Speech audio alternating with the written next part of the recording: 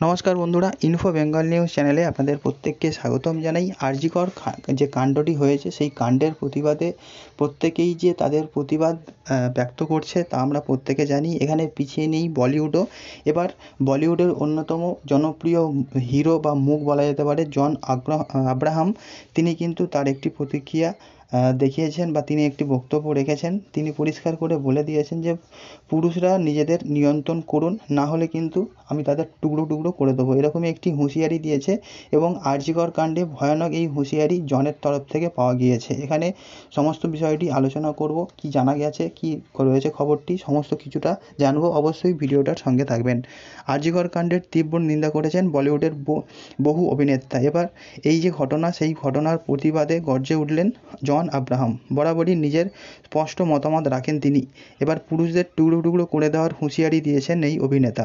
সম্প্রতি এক সংবাদ মাধ্যমে পুরুষদের আচার আচরণ নিয়ে কথা বলেছেন জন বলছেন যে আমি পুরুষদের একটু নিজেদের আচার আচরণ নিয়ে ভাবতে বলবো। পুরুষদেরকে নিজেদের নিয়ন্ত্রণ করা উচিত, না হলে আমি তাদের টুকরো টুকরো করে দেবো। সত্যি বলছি।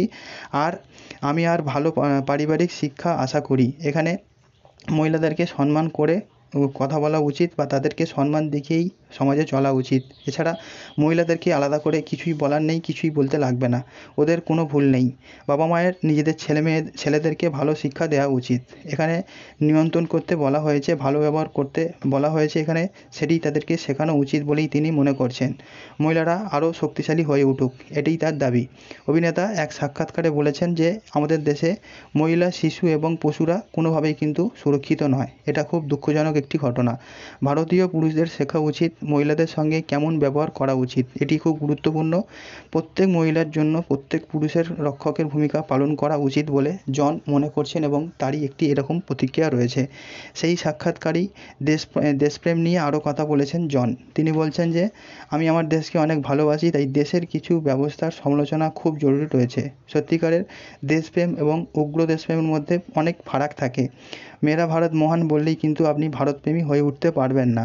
সমাজে কিছু প্রয়োজনীয় পরিবর্তন আনতে পারলে তবেই আপনি দেশপ্রেমী হয়ে উঠতে পারবেন।